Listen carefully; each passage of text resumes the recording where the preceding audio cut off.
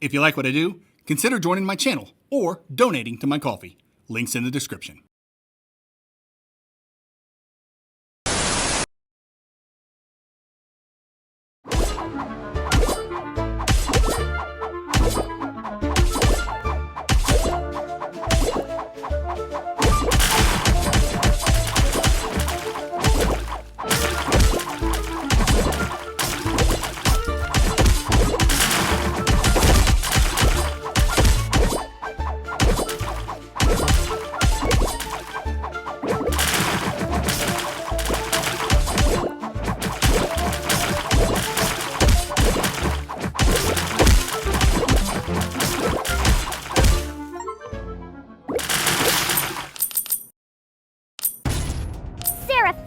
You defeated that huge tap blocker so easily! When they go low, I go lower. Give me my theme music!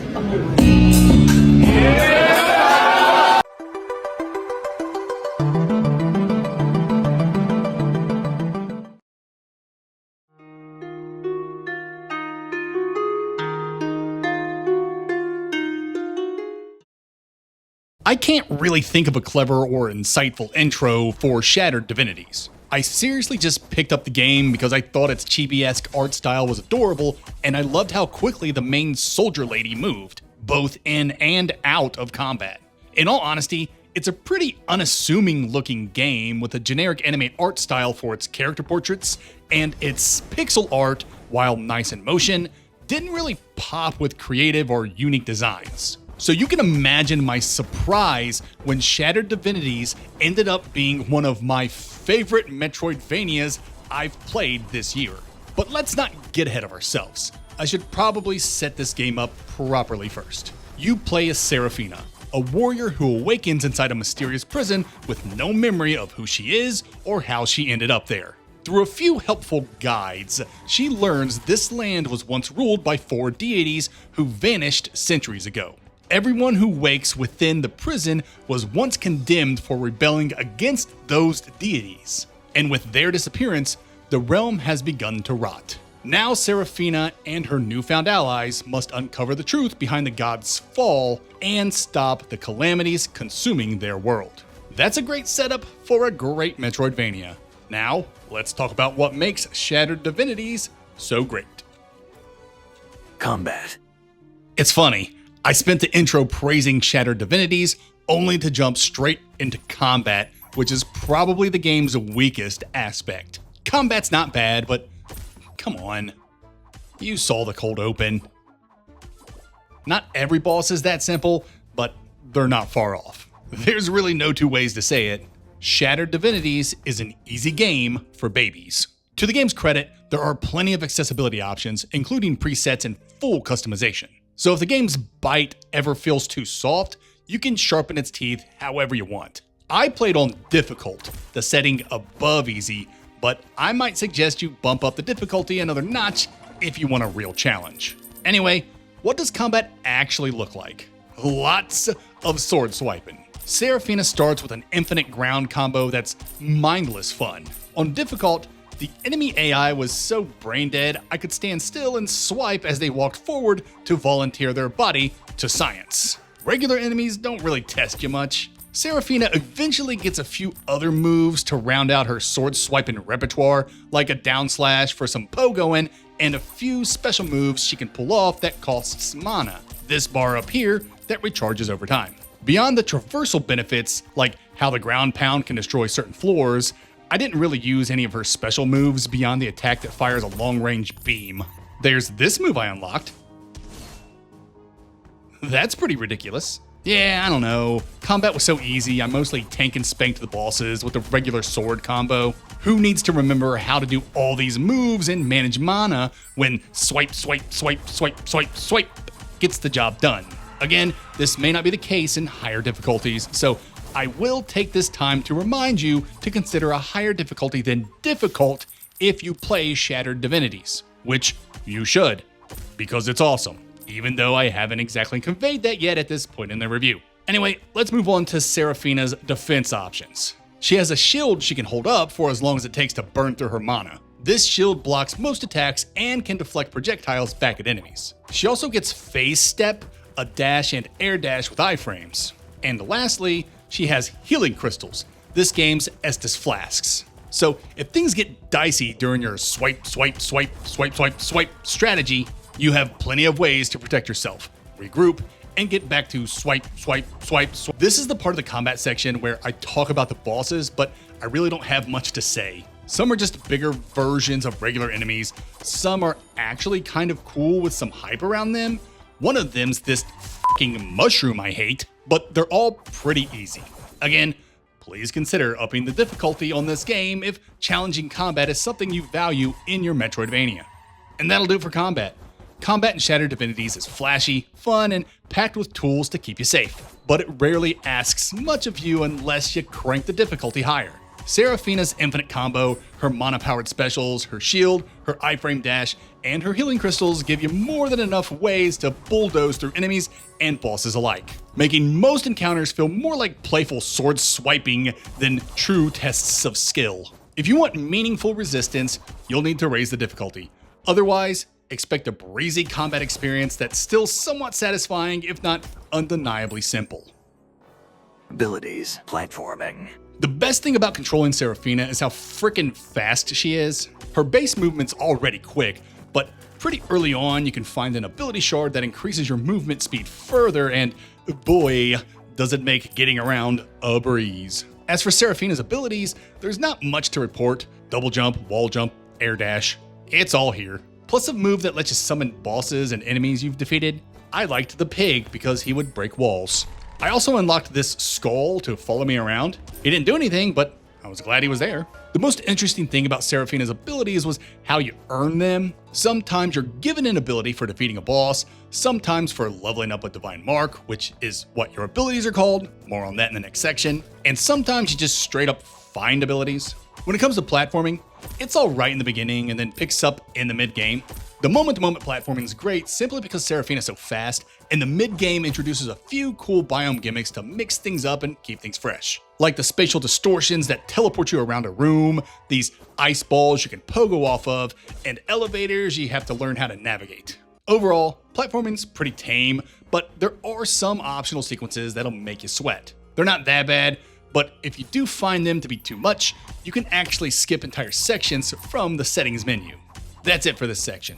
Seraphina's movement and abilities make traversal one of Shattered Divinity's most consistently enjoyable strengths. Her blistering speed keeps even simple jumps feeling snappy, and while her core kit is familiar, the way abilities are earned and the occasional summonable companion add a fun bit of flavor. Platforming starts out mild, but picks up nicely in the mid-game thanks to clever biome gimmicks. It never becomes truly demanding outside a few optional challenges, but the game's fast pace and generous skip options keep the experience smooth, accessible, and pleasantly energetic. Progression. We're looking at another Hollow-like here, with character enhancements directly dependent on your exploratory skills. Seraphina doesn't equip any gear or get XP to level up, but she does collect divine crystals she can use to enhance her divine marks. If you recall, divine marks are this game's abilities, like the phase step that's functionally your dash and air dash. For each of these marks, you can spend crystals in their respective skill trees to do things like lower cooldown speeds or mana consumption. Or you can straight up buy double jump at one point, so it's important to know what's available and how to properly unlock stuff. There are 3 tiers to every divine mark's skill tree. The top tier is your basic moves, the middle tier is more advanced moves that only unlock after you collect something later in the game, and the bottom tier only opens up when you unlock all the top tier and allow a divine mark to possess you. This is called divine possession and unlocks later in the game. Basically, think of divine possession as picking your class trait, choose a single divine mark for divine possession, and get perks. I chose the assault mark because it increased my damage by 50%. The other marks do stuff too, but who cares? Bigger damage is all that matters. And you can switch these marks at save points, so they're not something you can get stuck with. I'm not going to delve any deeper than that on divine marks. Just know that the game's currency that's dropped from defeated enemies and giant crystal caches are used to unlock nodes on the marks skill trees. And the middle and bottom tiers on the skill tree unlock as you play the game. Next up is ability shards. This is your Hollow Knight charms. You can only equip one at first until you find ability keys throughout the world, allowing you to equip more. These can modify Seraphina in many different ways, like increasing her running speed, the damage on certain abilities, and max mana. You can also increase your max mana as well as your HP, attack damage, healing charges, and healing potency by finding specific items during exploration, typically in chests behind breakable walls. Shattered Divinities also has a bunch of side quests with great rewards. They can range from finding people to finding items to finding locations. And it even has a lengthy late game side quest that you have to figure out all by yourself without any NPCs assigning it to you. And it leads to the game's true ending.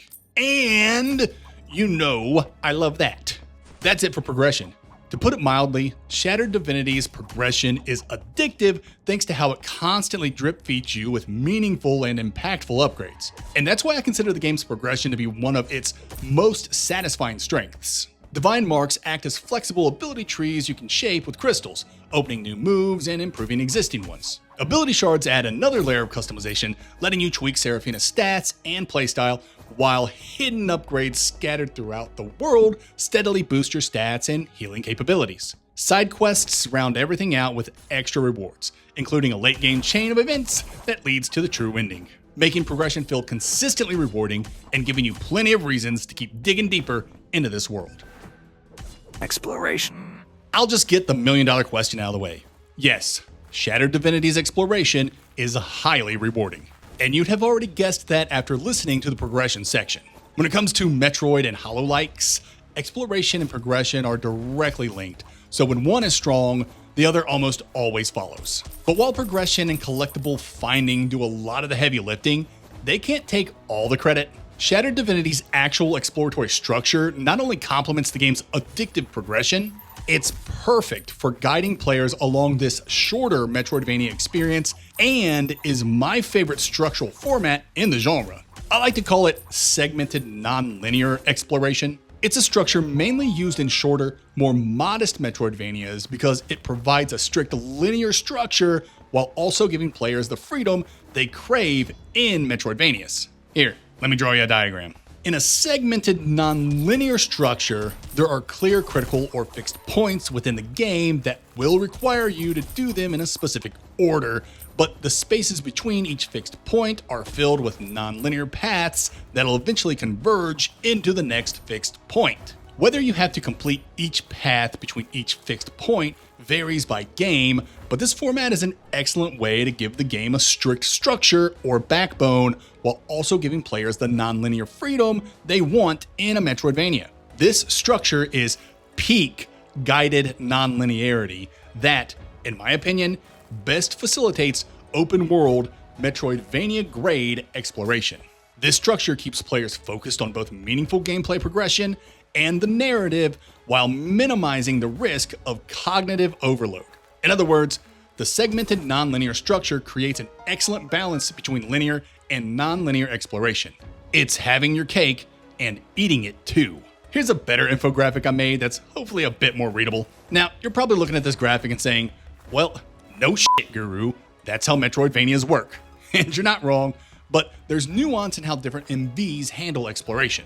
Some Metroidvanias are almost fully linear with barely any non-linear segments between fixed points, like Convergence, a League of Legends story. Others are so open that they create multiple critical paths with numerous fixed points that overlap into a spider web of routes, like Hollow Knight once you get the Mothwing Cloak, and even more so after getting the Dream Nail.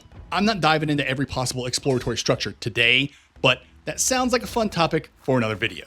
Let me know in the comments if that's something you'd want to see. Okay, let's get back to Shattered Divinities and how its exploration is structured. I'm going to do some more drawing. Don't worry, I won't spoil too much. Here's its critical path. First fixed point is the beginning of the game. Our next fixed point is getting the phase step, and our next fixed point after that is getting the Believer's Token that lets us enter a bunch of places. The path from the beginning of the game to getting the phase step is strictly linear, which is common for MVs in the beginning and only takes like 10 minutes. Things get interesting between the phase step and the token. So the paths you can take between these fixed points are continue exploring the Pure Land, explore Twilight Land, explore the Tainted Land, explore the prison, explore the abyss. As you can see, lots of paths to go down. But if you want to actually progress, you have to explore Twilight Land, then the prison, then the abyss, which will take us to this fixed point. These other paths, completely optional at this point, with a few instances of ability gating. As you can see, there's lots of freedom, but there's really only one true path forward. And this trend continues between the next 2 fixed points and until you complete the game. I personally really like this structure, and Shattered Divinities uses it effectively. It keeps things tight and focused while also letting me wander around aimlessly if I so choose, and I do so choose because Shattered Divinities has a lot of rewards for me to find. That brings us to the in-game map. It's interesting because it's not super helpful at first, but it becomes invaluable once you learn its quirks. It shows accurate room shapes, but it doesn't color code biomes or show clear room separations. Unless you collect everything in a room, then that room lights up to show it's fully cleared. As you keep finding stuff, more and more of the map brightens, letting you quickly see which rooms and biomes are done, which ones still need attention, and how your overall progress as a collector is shaping up. It's not bad, just a little backwards, but I always appreciate it when MVs show me when I clear a room or not. And the fast travel? Beautiful. Every save point is travelable, no notes. That'll do it for exploration. Shattered Divinities nails exploration by pairing a tight, linear backbone with wide pockets of freedom. Its segmented non-linear structure keeps you moving toward clear fixed points while still letting you wander, collect, and chase side paths at your own pace. The map slowly revealing your progress, the generous fast travel, and the constant drip of rewards all work together to make every detour feel worthwhile. It's focused when it needs to be and loose when you want it to be. Exactly what good Metroidvania exploration should be. Atmosphere, narrative. As I said in the introduction, Shattered Divinities' presentation is what drew me in.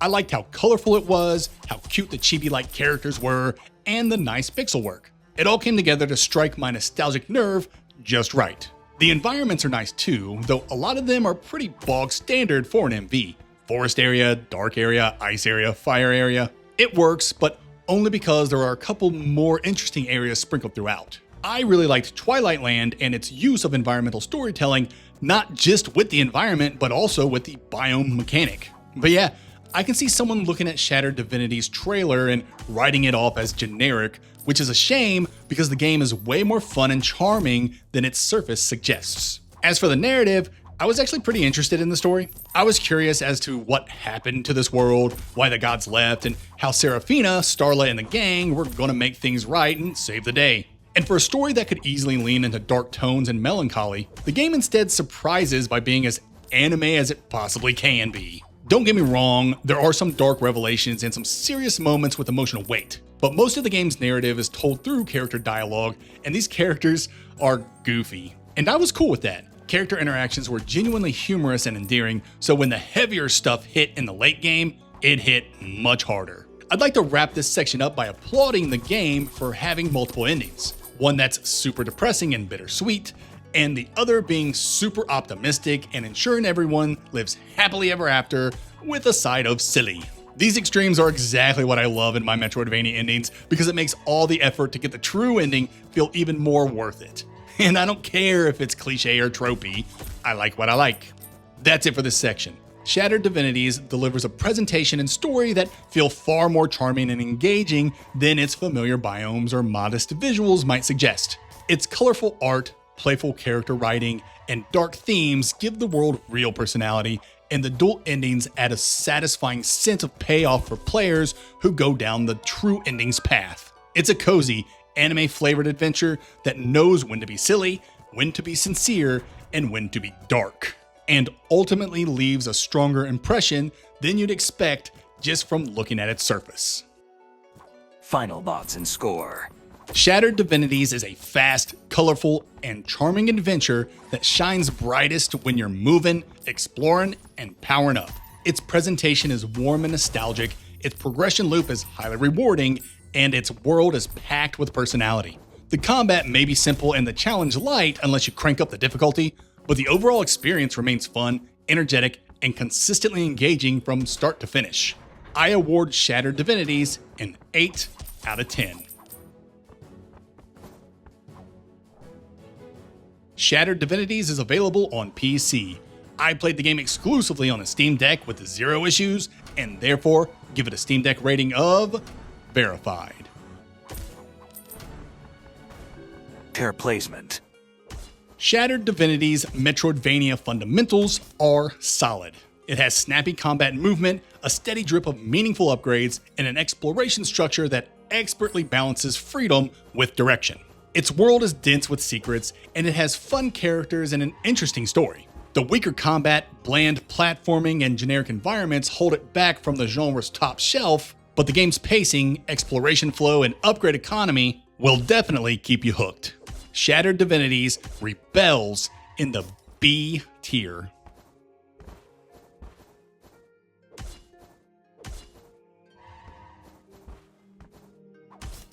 To me, Shattered Divinities is the Metroidvania equivalent of a page turner. It's hard to put down once you get going, and even though it's about 6 hours long, you'll swear you've only played it for an hour or two. Don't condemn this game to hidden gem status. Put it in your library ASAP and stop divinitizing yourself.